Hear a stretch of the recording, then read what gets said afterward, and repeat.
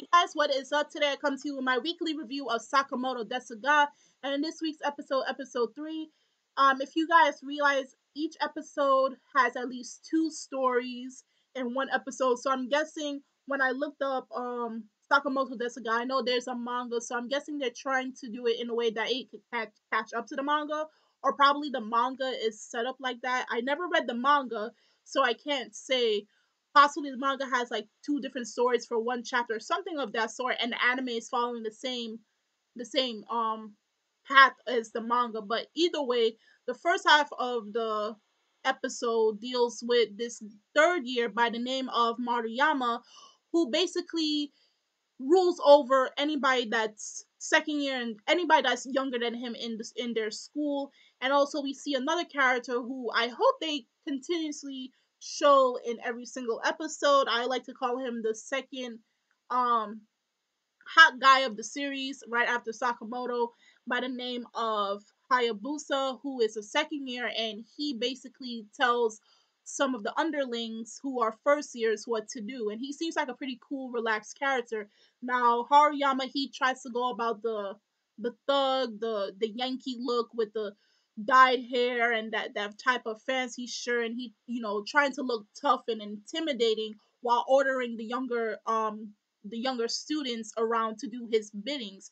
Now Sakamoto is one of those people that he orders around, and we see Kobata, who is in that set, this first part and the second part.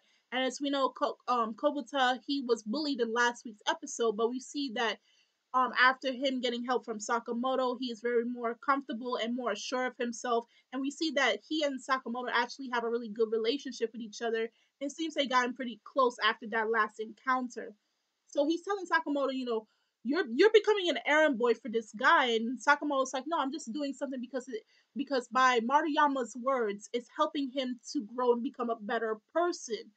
So Maruyama's telling him to do all errands, get him food, get him his gym clothes, and all of that sort. And then his last request was, instead of me always telling you what to do, my last request is that you do it out of your own will. You help me do what I need to do out of your own will, out of your own time. So that's exactly what Sakamoto does. And the way Sakamoto go about it, I don't know if it was like to teach a lesson in his own way, because Sakamoto, as we see for the most part, he does teaches a lot of characters a lesson after what they do, whatever they do in that episode. He teaches them a lesson, but like I don't know if he was trying to purposely scare Maruyama, because there was a point where when Maruyama needed tissue paper to, because he was in the bathroom, Sakamoto pops up in the bathroom stall with a roll of tissue paper, and then he's heating up his shoes because he said, you need to be more comfortable. You need shoes that are warm and nice and comfortable. And then Maruyama's freaked out his mind that this kid just keeps popping out of nowhere, and even he tells him to stay away from him. He just keeps coming and coming to the point where he's like, you know what, forget it. I'm done. I learned my lesson. And now instead of always asking people to do stuff for him, he's willing to do stuff for himself, because usually he would have said, one of the examples is he would have asked the first year to go buy him lunch. Instead, he's using his own money to buy himself lunch. So I think Sakamoto did teach him a lesson, but like it was just so weird and bizarre how he's doing, because he just pops out of nowhere, and this guy is so athletic. Like he's like, I don't know if this is some Spider-Man's son, because he's flipping all over the place. He's from one villain to the next, and you don't even know. Now the second half deals with Kobuta's mother. So Kobata always brings Sakamoto to his house for tutoring, because he didn't do well during their midterm exam. So Sakamoto, who gets 100 on all exams, he's asking for his help, and his mother, Kobuta's mother, fell in love with Sakamoto. So she starts dolling up herself, trying to make herself more appealing and seductive. And I'm like, lady, you're thirsting after a first year student, a 15 to 16-year-old boy. Yes, he looks better than the most average boy, but still. So Kobata, thinking the endangerment of the welfare of his friend, and that he's trying to stop his mother from possibly going to jail because she is chasing after a underage boy. he's telling Sakamoto to constantly hide whenever his mother comes into view. But unfortunately, he had to run out because he forgot something at school.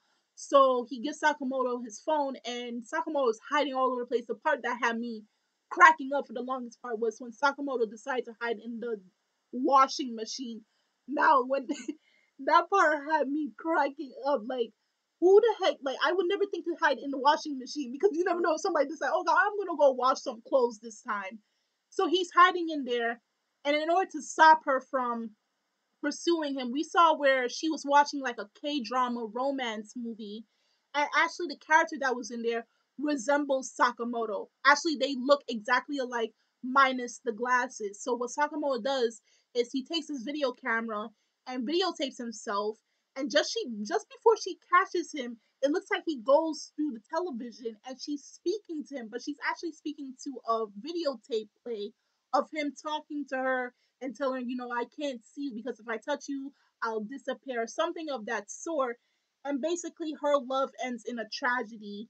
And Sakamoto's hearing all of this, and Kobita comes in and sees what mess has happened. So, I mean, like that part, his mom creeped me out because I'm like, lady, you're portraying a fictional character onto a real life character, and that's just very scary, and you can get into so much trouble for that. It was very weird to watch that second part, but the funniest part of the second half was Sakamoto hiding all over the place. The part that really cracked me up was him hiding in the washing machine. It's still funny even now. So if you guys saw this episode, please do tell me what your thoughts were on it. What was the most funniest part of this week's episode between the two segments of this episode? Do tell me that. The links are in the description box so you guys can click on that. And I'm Kimmy Chan of Anime Legends Podcast, and I will see you guys later. Bye.